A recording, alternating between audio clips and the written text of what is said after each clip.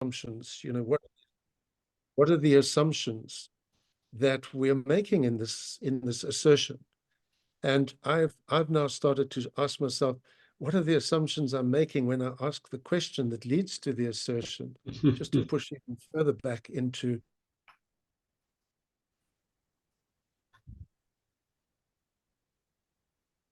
I think we may have lost John's audio. Is John still on there? I seem to have lost his audio. John, Yeah. are you there? Okay, the other John. Gilmore. All right, so I think we'll go on, because John's in a very, very out of the way place in the Kalahari Desert in north We'll be saving South questions Africa. for John. Yes. So we'll save all those questions for John. Yeah. What we are attempting to do, which Ted has a very fast, and he's going to do this in 3 minutes, telling what we have done up to this time. And we includes Bill Reese, Herbie, John, David Pollock, Marilyn Mosley, Julia Kim, Ted Manning, myself, John Richardson, Tom Powers, Ryan Jackson, and Marilyn Mosley. Go ahead, Ted. Is it on screen? Yes. Good. Okay. It is. As I said, I thought it wasn't on screen previously. Still got to get used to this.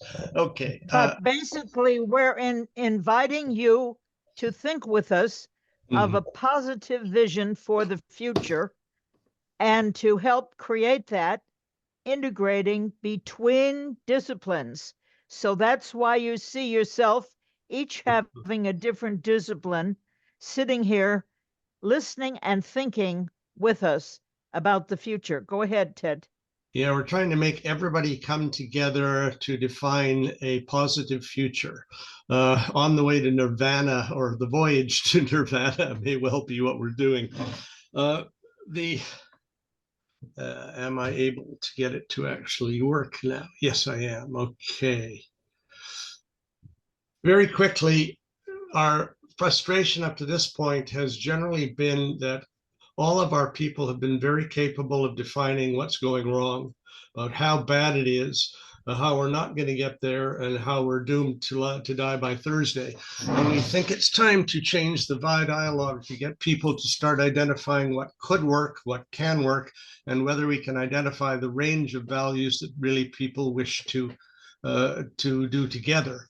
The reason we are using the word well-being, and I think that Bob Costanza started using it at the same time, and so did others, was realizing that the range of values central to why people wish to continue to exist on a viable planet are much broader than just a GDP or any other single metric. The idea is to replace growth and greed as a common point of reference, and instead look at something where we can identify those values which are most central. And we've been collecting through all our members the range of values that are central to various places, ranging from South Africa to Bhutan, to the communities I've been running around the world talking to, and everybody else in our group. The notion being, can we in fact use information gleaned empirically from different places around the world, whether it's ecological, social, cultural, political, to try and craft something that is saleable as a positive objective. The fact is that almost all the lists that people come up with from our various studies, from different members of the Voyageurs, show that we really do accept, in principle, it's time to sustain what we need, restore what we have to, try not to destroy the ecological systems within which we live, and also to begin to craft our own systems where, in fact, the whole range is valued. And quite frankly, most people in the studies we've been doing do not recognize the range of ecological functions, the range of social functions on which their life depends. So we have talked about, therefore, what do we really want to do? We've a little bit about, and that's one of the reasons why you folks are here. What is our strategy for 2024? What do we want to do next? Which studies would in fact reinforce our ability to make a positive suggestion regarding programs that could make a difference? We've looked at expanding the Voyageurs group. We've been talking about other possible Zoom sessions on very specific things. We have been already asked some of the members who run hubs and such as whether we should be a hub or whether we should be part of a hub. And we've also been looking very carefully at whether or not there is an ability to begin joint projects in key areas which could really make a difference. Things like a success stories bank, such as a way of actually exchanging information that can reinforce each of us as members of the Club of Rome and our associates with better information, better concepts, and better ability to, in fact, sell a more sustainable future. One where you'd like to be in, like this one. And that was my 3 minutes. I made it. Anitra, I think it's back to you. Yes. Okay, so we are basically looking for a vision. Can you shut that screen down? Yep, I'm about Yeah, to have to get this far out to be able to do that. Okay. Okay. So side by side gallery, Now you're back. We're back. we're back. Yep. Okay. So we would like to invite a whole new group to come and integrate with us, because we have attempted to integrate our findings from each one of our disciplines, which includes population with Bill Reese, tourism industry with Ted Manning, education with John Gilmore and Marilyn, who educates women in Asia, and my own regenerative ecosystems. And we think it's time, and Herbie has done a great deal in terms of urban versus ex-urban populations of humans, and what happens in a large city in the urbanization versus what would be the ideal situation in humans being spread out. So we have parts of a vision, and we have given this to the entire group several times. We would like to become a hub. We would like you to think with us. There, you're back, John. You're connecting to audio. John Gilmore give John has his full turn. come back to the room. Yeah. So our questions today is, if we move forward in 2024, what should we emphasize? Should we emphasize creating the vision? Should we emphasize integrating between the disciplines that are going to have to be necessary in order to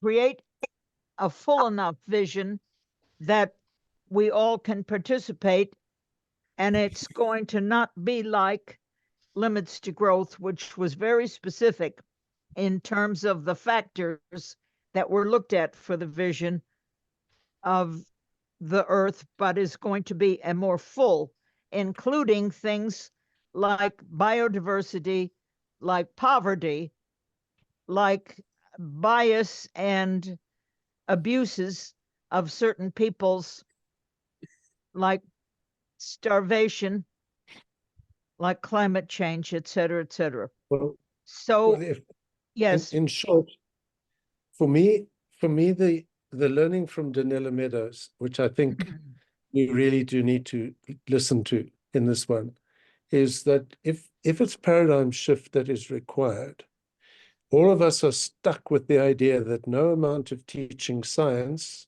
changes the intrinsic behavior. It isn't, the behavior does not come from rational accumulation of knowledge and fact. We know that. Right. And yet we perpetuate in all our actions the idea that more information is required. So I think that our work is to really ask, what is the paradigm shift that we are making our focus, or what are the paradigm shifts? What are we shifting from and to in an ideal process? And then get to to Bill Reese's question, how?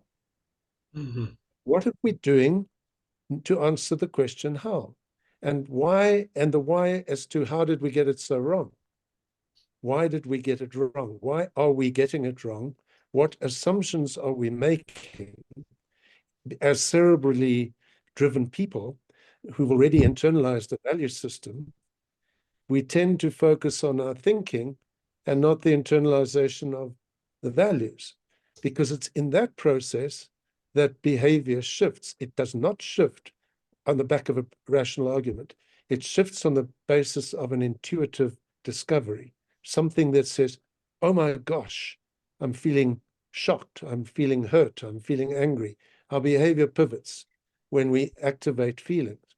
And just if I may steal a half a second on that, what we learned in the leap science and math schools in South Africa, where maths and science was inaccessible to young people who were in poor economic areas, was that when you focus on a cognitive solution, you perpetuate the problem and you widen the gap. When you focus on an emotional growth solution accompanied by a high expectation of growth mindset, and you encourage children to discover the answers rather than tell them the process even, because they're emotionally grounded and because they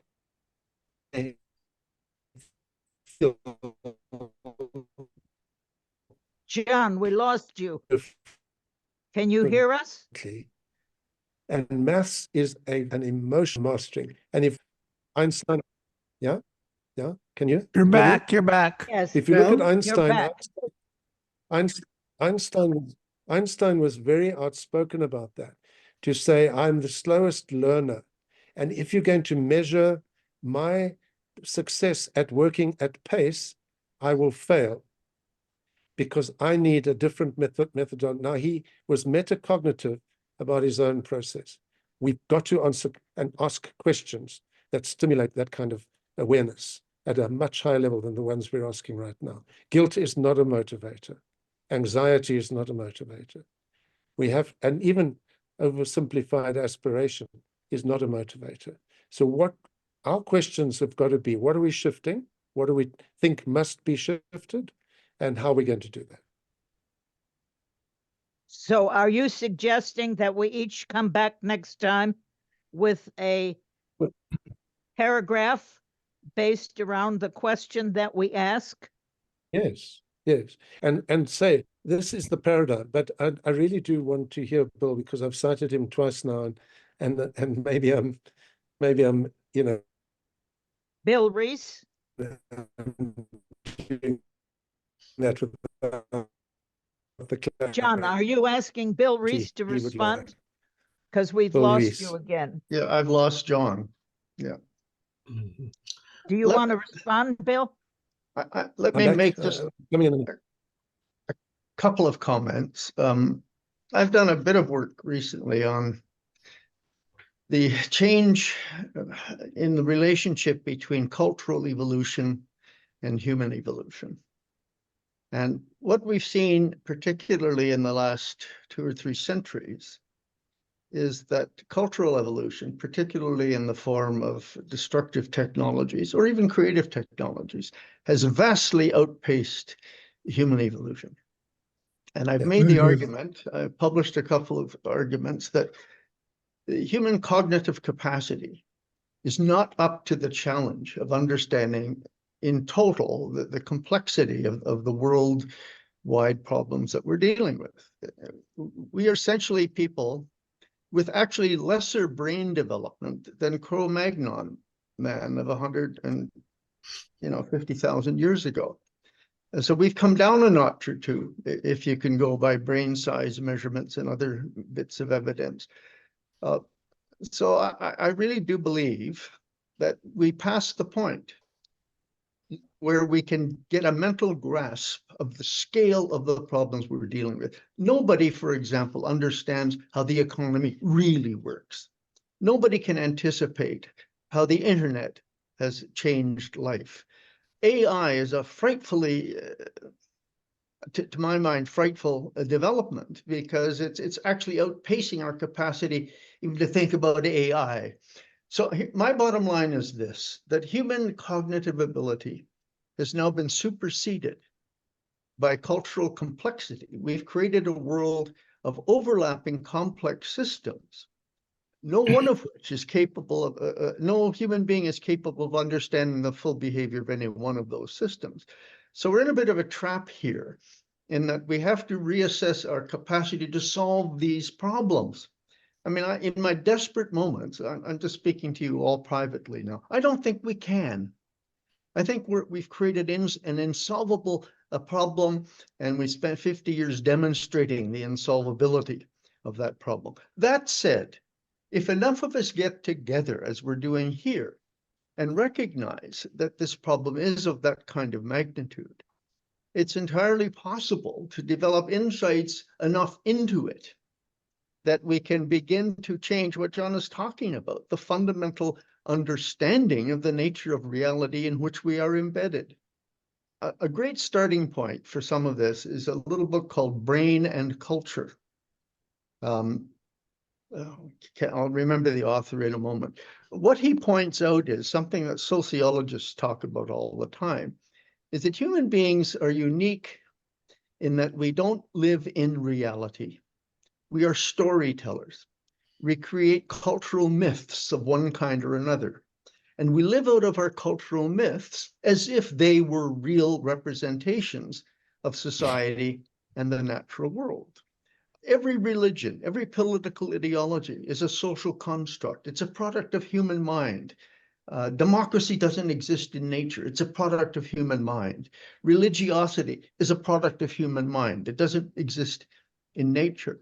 And yet we live out of these philosophies as if they were real, to the point of going to war and killing each other over made-up constructs that really have no basis in any biophysical reality.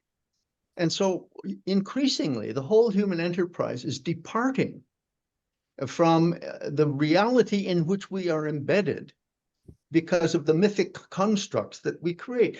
Neoliberal economics is a product of the human mind. It starts from the assumption that humans are outside of nature. The economy is therefore outside of nature, that we are not beholden to natural laws of physics and biology, and that human ingenuity is the only resource that matters. And if you believe that, then infinite growth is a possibility because there's no connection to anything else. What's the problem? So again, thinking that way, this is the paradigm shift that John was talking about. We're embedded in a paradigm which is so completely artificial that it departs in every significant way from the biophysical reality within which the human enterprise is embedded. Therefore, everything goes wrong. We have widening income gaps, was a tremendous flaw of the model, but it's predictable from the model, and yet it's destroying us. We have this departure of human activity in its destructive form from the reality, the biophysical laws that constrain us. And so again, everything, I'm getting emotionally carried away here, John, but that's the problem, isn't it? We are, in fact, on a spaceship and nobody's in control. We're trying to manage the planet, which is the most complex entity we know of, with what is the intellectual equivalent, I've said, of a 1955 Volkswagen driver's manual. It simply doesn't map to reality. And as a result, we're on a wrong tangent, spinning out of control. And until we come to grips with the complete falseness, I can't think of a better word, of our existing paradigm, we're not going to solve this problem. Einstein said something else. You can't solve a problem at the same level of thinking, i.e. from the same paradigm that created it in the first place. So everything society is doing today, from electric vehicles to wind towers and solar panels, all of those solutions are not solving the climate problem because it's only a symptom of ecological overshoot, and they're exacerbating overshoot. Well, why wouldn't this happen? Because they are products of the same mindset that got us into this mess in the first place. End of my. Bill, we will try and answer that question shortly, but I think Carlos has got his hand up. I think it's his turn to solve the problem. Carlos. Not to solve the problems, to give some kind of additional light exactly to what Bill is talking about. First, by making again an historical reference, which to me is quite amazing. The Club of Rome has gone through this maybe several times, but at least we are in the same movie of that Aurelio Peccei went through. For me, this is a story in 3 episodes, if you wish. As Bill says, we love stories, you know. The story of the limits to growth, its huge editorial success, and its inability to create the change. Mm-hmm. No limits to learning, bridging the human gap. What was for Aurelio the human gap? The difference, exactly what Bill is pointing to, the difference between our capacity to act and our capacity to understand the consequences of our action and the complexity of the world. So he already diagnosed that in 1979, and the beautiful prologue of that book, he says at the very end, what we have to do at this stage of the history of humanity is to learn what it takes to learn what we need to learn and learn it. Pointing to some ideas which were revolutionary and are still revolutionary in terms of what learning would mean and what and the consequences of that for education. And then there is the 3rd episode, which is 5 years later, before it is too late, which is partially sad book for sure, but also hopeful, calling for this human revolution.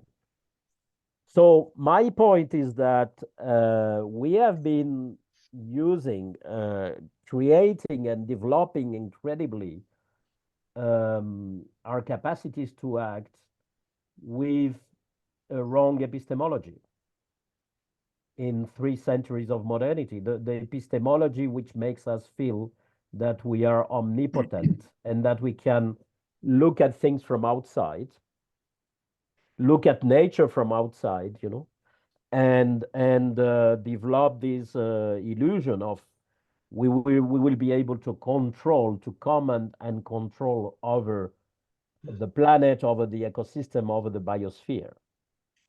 Now we cannot solve, exactly as Einstein said, we cannot address, it's not about solving the problem. There are no problems and solutions. That's part of the wrong epistemology. There are questions and responses which lead to other questions, permanent evolution.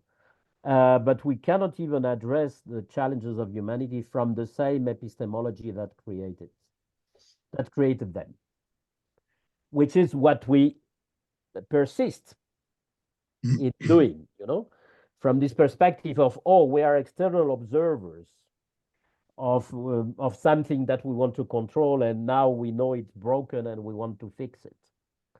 And the different epistemology is the epistemology which on the side of modern science came with the ideas about complexity theory, but also evolutionary biology. So there is a lot of modern science making exactly that point, that we are part of a system. We cannot understand the whole of which we are part, but we can understand some of the characteristics. I agree, we don't have access to reality. We interpret, we receive perceptions that we interpret according to some frameworks, mental frameworks, and then we always have blind spots. But the hope comes from the fact that we're able to realize that we have blind spots.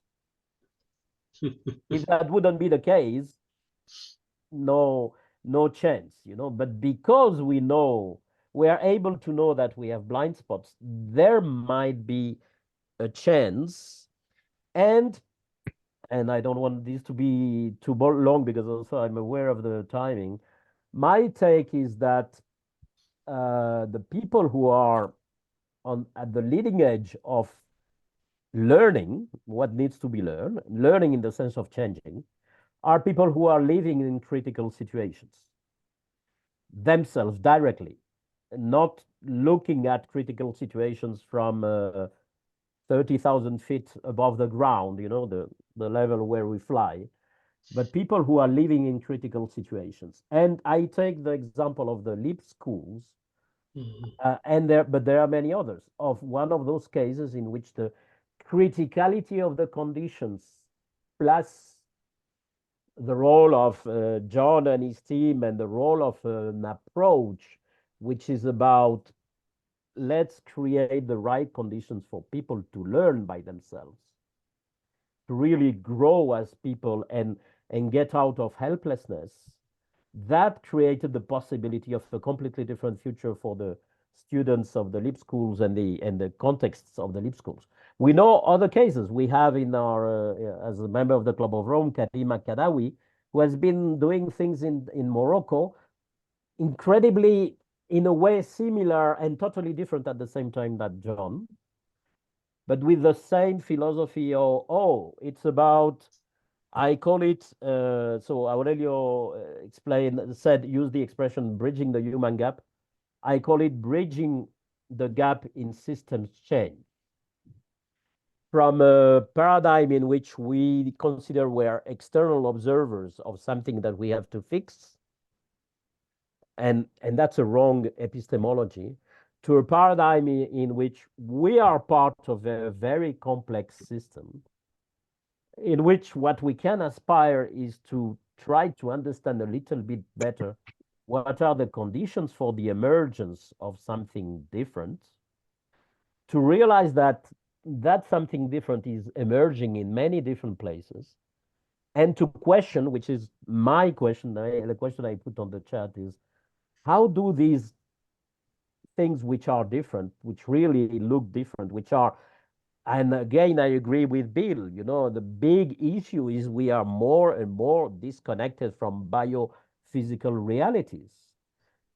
The good cases that I see, it's where people succeed in reconnecting, often bringing with them their capacities from the grounding their actions in the traditional cultures, you know, reconnecting with biophysical realities. But how do we make these seeds of the new connect and resonate with each other in a way which is not about scaling up, because scaling up is again industrialization, is again the wrong epistemology. I use the metaphor of pollination. How do we make pollination happen from these seeds of the new, so that it could be the very small scales? I mean, most of the good success stories that we would identify right now are things like small island developing states or places which have a sort of single small culture, and they actually are talking to each other about all of these factors. But is it, and you say, can it pollinate others? Is it, we understand it may not be scalable up, but can it be a model for others? Well, let's try. Gregory Bateson said at the more or less, and that's fascinating, more or less at the same time that Aurelio Peche was talking about this human gap between capacity to act and capacity to understand. Gregory Bateson was saying, maybe the same day, I don't know, the main issues we face come from the difference between the way we think and how nature works. So let's look, but we know much more about how nature works than we use. Yes. Than we use, you know, in our societal arrangements. So what about, so nature has dissemination strategies, massive dissemination strategies, very different from scaling up. Why don't we get ourselves inspired on that, you know, by that? Well, one of our basic problems is that we invented all these things power plants, nuclear power, airplanes, et cetera, et cetera, et cetera, with thinking that we had dominion over nature rather than seeing ourselves as part of the natural system. Had we seen ourselves as part of the natural system, then we would have tried to put the byproducts of the airplanes, the power plants, the drilling for fossil fuels, etc., into something where nature could continue to be sustainable and absorb the insults of all these technologies. But we didn't. So now we have to go backwards. But we still, in most parts of the world, do not see ourselves as a small part of the Earth's ecosystem. We see ourselves as masters or kings of the Earth's ecosystem. And that has to be one of the questions that we overcome. Could I just change the level of the question to you as non-educators in the sense of the education of adolescents? What do we tell the children? Spot on. If we're having this conversation, what would you like me to tell the children of Africa? Herbie, did you want to say something? I would like to say a lot of things. It's difficult. The question is how to focus it because there's so many different issues already brought up. So first of all, I'd like to go back to this sort of word term, biophysical reality. I think all of the problems that we encounter on the planet at this moment in time, or most of them come from our use of fossil fuels. So we've become totally different creatures from what we were before the invention of fossil fuel-based technologies. So that's a fundamental point that we must not leave before we start this discussion. Now, Anitra and I were both involved actively in various ways with carbon sequestration related issues. And my concern at this moment in time is really the point has come where the Earth's capacity to absorb CO2 is becoming ever more diminished, and whatever how we try to reforest, to plant seagrass meadows, basically nature is being overwhelmed by more CO2 than it can ever be able to absorb. So that biophysical reality, I think, is a critical starting point for any discussion, in my view. Just today it was announced that probably last year was the first year in history where carbon dioxide emissions led to an increase of 1.5 degrees centigrade. Did you read that in the press today? That was last year, 2023. How do we deal with that reality? That's what we do, children, what we tell children about these kind of issues. I mean, we are now getting to the point where the climate feedback is on such a scale that we really can't see much of a way back to a different reality from before the Industrial Revolution. So what do we do to deal with these issues in practical terms? I don't see the answer at this moment in time. Could I answer my own question just briefly? I think we should listen to the children and learn from them. But what do we tell children if their future is in question? The assumption that children in any given moment know less than adults is only true when you talk about content. It's not true when you talk about the experience of the moment. And they experience without the baggage of our years. If the experience of the moment is droughts and poverty and hunger, what do you say? We don't say, we say, what do you feel? And how would you deal with this? How would you like this? What would they say at this stage, facing with these realities? Well, they say support. We're positive. We believe we're not going to make the mistakes you've made. So help us not to make those mistakes. Let me share. Sorry, John. Let me share an anecdote to support your view. I participated last week in the World Environmental Education Congress, and this is an event which has been taking place since 20 years or so. It was the 12th edition, organized by a good friend of the club, a good friend of Gianfranco Bologna, Mario Salomone.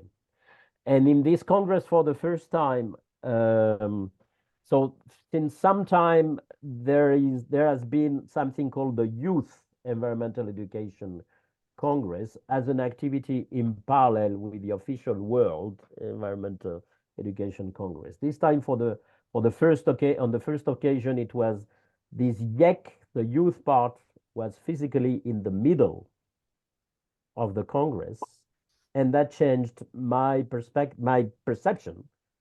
Is that that changed a lot, and I interacted. I had a workshop with youth, and it's incredible to perceive the sense of maturity and commitment. There was a guy from Australia there, 15 years old.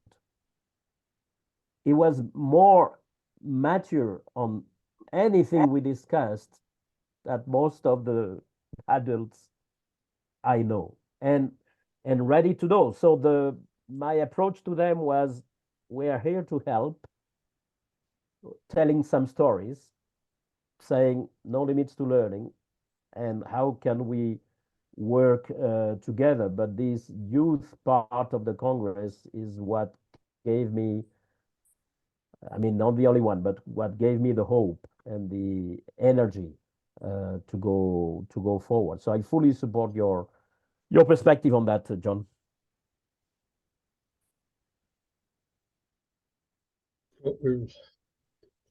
John, you are muted from your end. Sorry. I think I kind of intentionally overstated it. But I do think one of the extended answers to that is, if we're in despair, we must tell the children we're in despair. We must not lie to the children. And then they know what they're dealing with. But if we give them intellectual answers that are failing us, we are failing them. What we need to do is to say our intellectual answers are failing us, and we'd like you to start. So I've stopped worrying about, are we teaching children the right science? And I now worry about, are we teaching every child to love planting? Mhm. Now, if we go to a shift in the assumption that teaching children science will teach them to love science and may shift their behavior, what I'm seeing is when a child plants vegetables that their parents and grandparents knew how to do once, and they harvest them, they love doing that. And they love linking that to the science, and then they're angry with us for what they have every reason to be angry with us for. So I'm in a place of saying, yes, I agree. Well, we can't. We've lost the plot in a sense, and we keep redesigning language to recreate the plot, and then we change curriculum. What we should do is abandon curriculum and allow for children to use the context in which they live to discover, and give them the opportunity to use their hands in the context of their heads and their hearts. So make that connection, reestablish that connection. And so we teach nothing. We ask good questions, and we allow learning to be the outcome. The biggest issue is, in some communities, you have a reasonable amount of control of the messages that are going to the people who wish to be influenced. In many others, you have none. And as a matter of fact, one of the biggest issues we have been having in any of the work doing sustainability policy, even in a country that has a pretty good educational system, is to get a degree of control of the messages that are in fact given to the children, provided to them, and they're getting it from all sides. So that is, and with AI, God knows what it's going to be like. So that's going to be an issue, I think, that everybody will need to address at some point. Communications becomes reality, whether or not it is. So it is now 20 minutes after 1, and half of our people have left, and I thank you all for a very robust, but we need to be saying, are we going to next time flesh out what we said were the basic questions?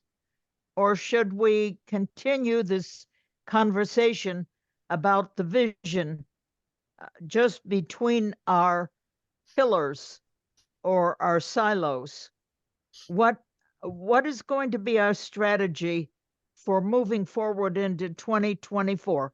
I would like us to become a hub, because I think, Carlos, that we're at least as good as the economic hub that already had its meeting about how to change banking in the European Union. I mean, we have at least a general enough subject that we can have something to say to each one of our members as well as the world. But Carlos has his hand up. Are you going to discuss what you think the strategy should be? Not exactly. I wanted to mention. I will say something about that, but I wanted to mention something else which is complementary but connected to this whole endeavor. With a few other partners, we succeeded last August in making the UN General Assembly approve a resolution for the UN Decade of Sciences for Sustainable Development. Yes. For the very first time, what is important in this declaration, it's a UN declaration. You know how these things go.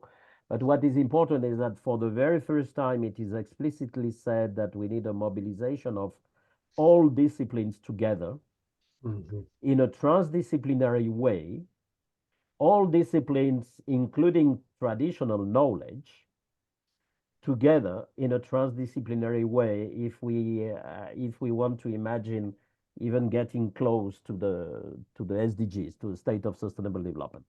Based on that declaration, now we are setting up a coalition. You will learn about it. We will do communication in the context of the club, of course, an Earth Humanity Coalition to bring this decade to the highest ambitions. And let's see how far we go. But one of the topics in that ambition is well-being, adopting the prism of well-being as a driver to mobilize all sciences and all knowledge threads to work well, that's towards the... what we're working on. That is exactly what we're working on. I know, so I wanted to make that. And on the strategy, I can help, of course, happy to help from my position of Secretary General, but I'm not the one to tell you what you have to do. You know, you have to develop your initiative further. Bill Rees, let's hear what your strategy is. Well, it's not a strategy. It's 2 points I'd like us all to consider in going forward. The first is the question of time. People don't understand that when exponential growth is a factor, the quantity of any substance that is being consumed during any one doubling time, which is a constant currently at about 35 years or so, is equal to the sum of all that stuff consumed in all previous doubling times. So, for example, half the fossil fuel ever used by humanity has been used since 1990, just in the last 32 years or so. We talk about another doubling of the economy in the next 30, 35 years. During that time, more of many critical minerals and metals and energy is likely to be consumed than in all previous human history. We're already on a planet in overshoot. It cannot accommodate that scale of incremental increase. So how much time have we got to mess around with the kind of arguments that we deal with day to day? We've got to really get very pointed here. The second point I think we have to keep in mind, and nobody has mentioned yet, is pushback. There's an existing power structure that will absolutely resist anything any of us has to say that threatens to undermine the status quo. We even put our lives in danger if we get close to coming up with ideas that are likely to fulminate what is necessary. In my view, major social change takes place because of revolutions in the street, not because of ideas. It is precisely as John said earlier, we act out of our emotional status and out of our understanding of what it means to us going forward on the path we are going. So we've got to keep those two things in mind. Three things, actually: power structure, what actually moves society, and finally, do we have enough time to resolve this issue given the pace of change? More has happened in the last 30 years than in all of previous history. And it'll double that in the next 30 years. Thank you, Bill. John, you're going to have to leave. I think Robert has been signaling he'd like to speak. Okay. Bob. Yeah, I first want to congratulate John for setting the stage. It is a stage on which we must move. I'm so convinced of it. I just want to thank you very much for the way in which you set the pathway forward.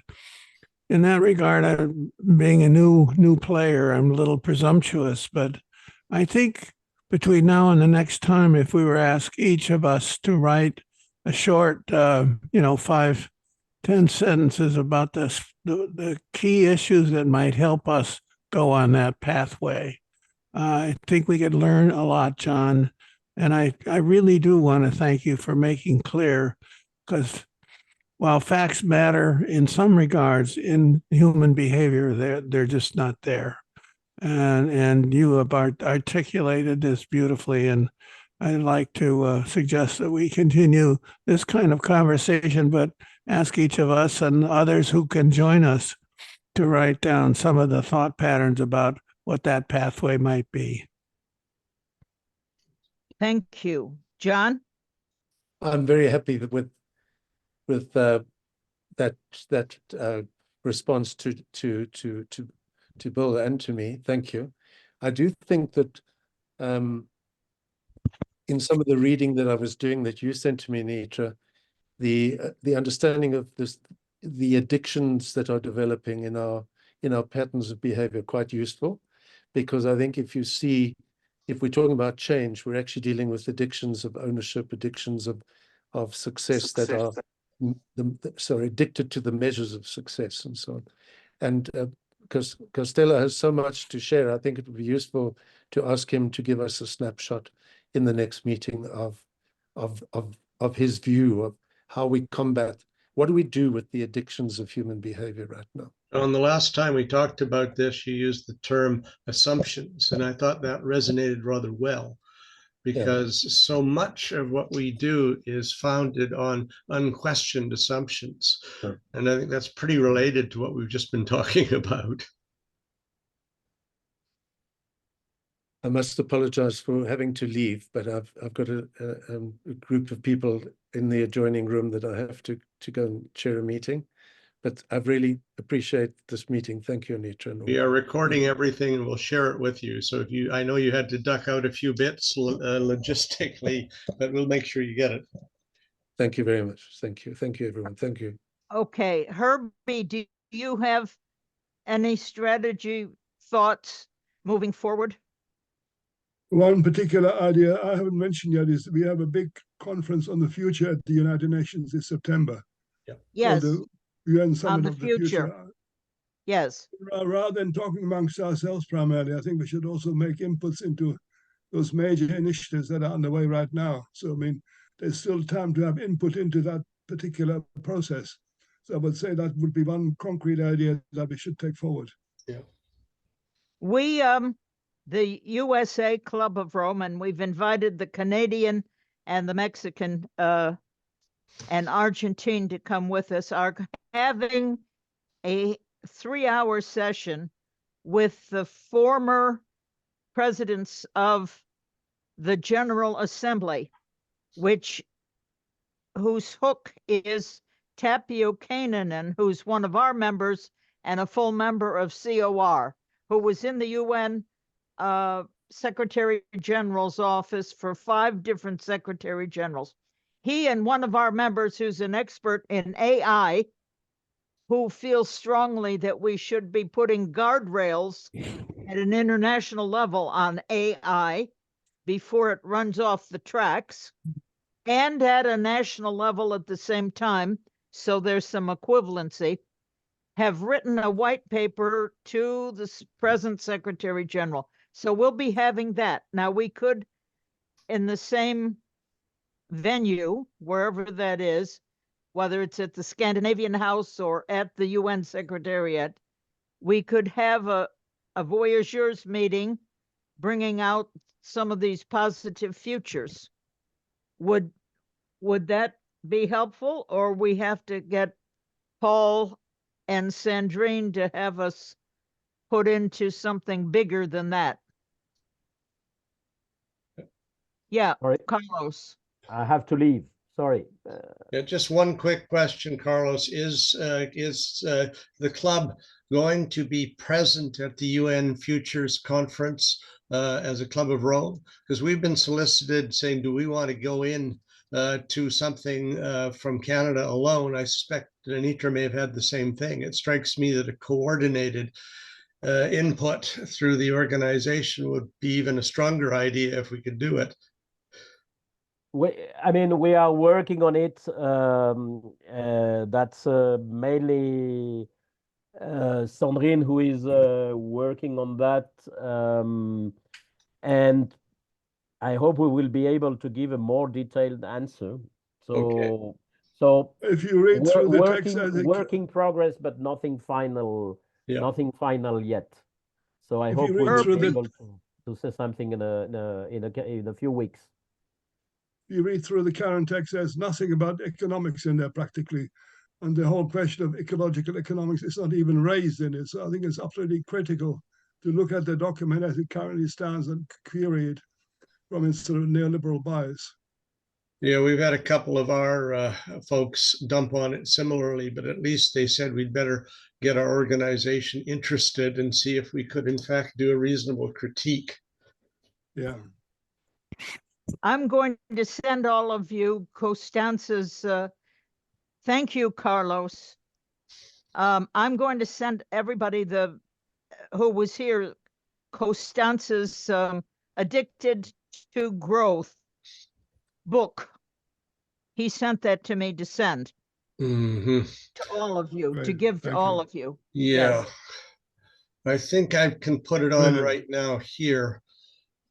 Yeah, but I have the whole Yeah. book and I can just send it to everybody. Oh, okay. That's Good. fantastic. Yeah, okay, that's fine then. Won't worry. I don't have the expensive book, unfortunately, which is integrated well-being. That's going to cost you $80 to get the Kindle.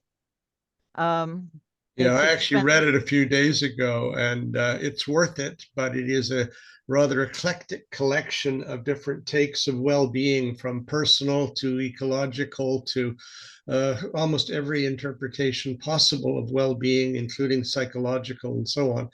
It's a collection of papers primarily, many of which are quite good. But they haven't integrated them. No, I they have are to not say doing that. what we're trying to do, which is create an integrated intellectual approach to anything. No, Bill Reese, did you want to I'm say just saying something? goodbye. Yeah, goodbye. I have to head off. I'm sorry to say. Bye. Thank Bye you. now. The other thing we'll send you is the thing from that lady in Africa.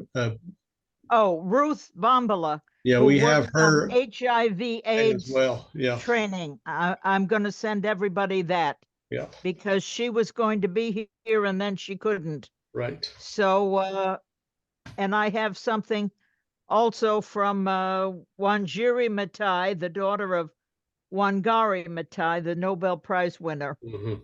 to send, but she couldn't be here either. Thank you, Bob. I hope we stimulated some of your lateral thinking. Thank you. Definitely did. And more importantly, we'll continue to do so. Yeah, we'll be better organized next time. We've come back after a few breaks, and we've got new people coming and new people at the head. So next time we promise to be better organized and give you a little more warning. Yes, one of the problems was many people are traveling at, I don't know, in early February. Did your group, Bob, ever reorganize themselves and meet, or they were just stunned by the press conference on the Supreme Court? Oh, it's there. I think they're still going, um, but I did jump off of it. But if you wanted an eclectic crowd of comments, which I listened to for an hour, you see why we have a problem. They were all over the map, and yet they're dealing with a very fundamental idea. So there'll be good news on it tonight. Good, not good in the sense of there'll be plenty of news on this on the news channels tonight. Yeah, I can't even escape it by going to Al Jazeera or to even or even to China news, which I do see from time to time.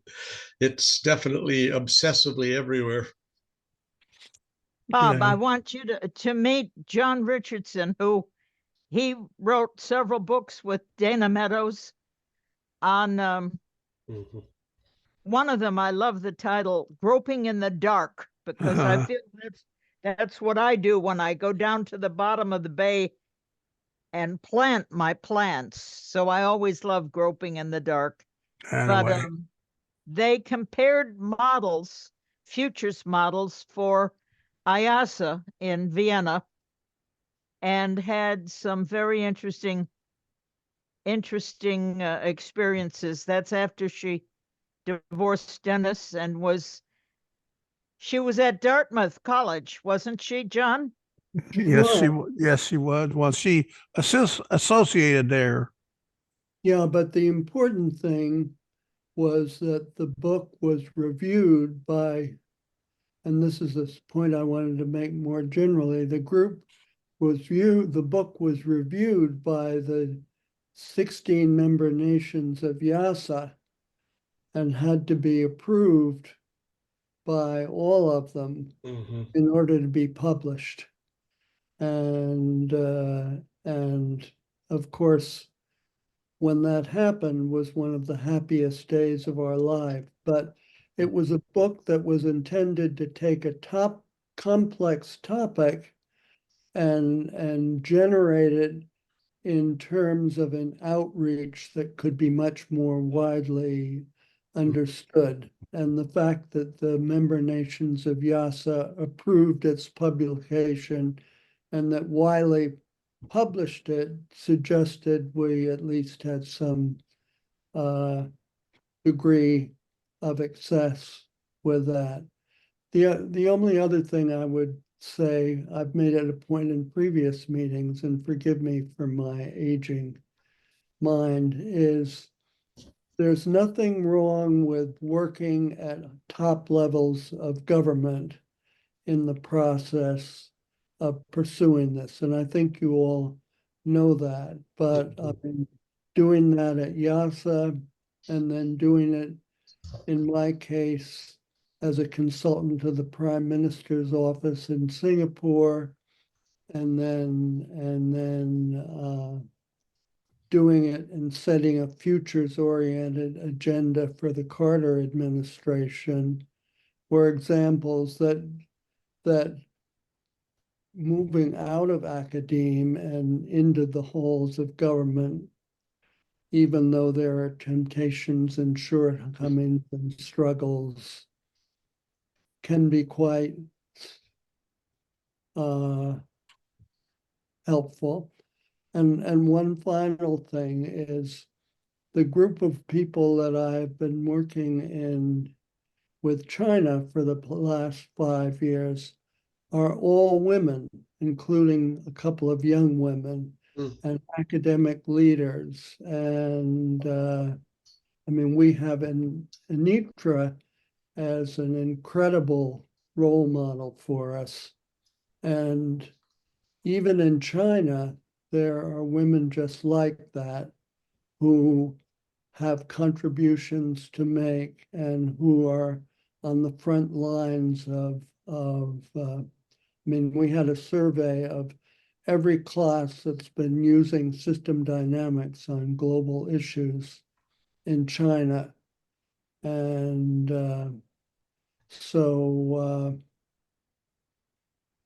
those are just things that come to mind as I step back from what has been an illuminating and useful conversation. And thank you all for your contributions. Thank you, John. Thank you very much. Bob, did you want to reply to that? No, I just wanted to raise my hand and say kudos. Yeah, no, I followed the same sort of footsteps, and quite frankly, one of the most frustrating things, even if you're in IASA or as I was in government around the thing, is trying to actually get them to listen. So you probably have some wonderful stories of what worked and what didn't. Well, I'll just say one thing. For 5 months, I spent 3 or 4 hours a week Yeah. with the staff of the Prime Minister's Mm-hmm. working group on population and talent, Right. and met with the people who were policy making, and just made myself available as a resource for them. Super. And that turned out to be interesting and quite helpful. And so mucking around into the workings of the government has its challenges, but can also produce results, perhaps through the intervention of the Holy Spirit. I'm not sure. Whatever works. Whatever works. But Ted Anitra. Manning was sent by Canada when he was in Environment Canada to help them work out how they do environmental assessments of some of their polluting industries. So I worked throughout China for them, and I also, for a little while, even taught at the Central Party School on how to infiltrate industries with sustainability, which was China. Intriguing. Wow, I can imagine what that was like. Well, they were bright people. They were as bright and as avaricious as any of the ones I ever had in my classes elsewhere in the world. Wonderful. Yeah. So Anitra, that's probably about the point for the day. About time. I will put the recording off now. All right.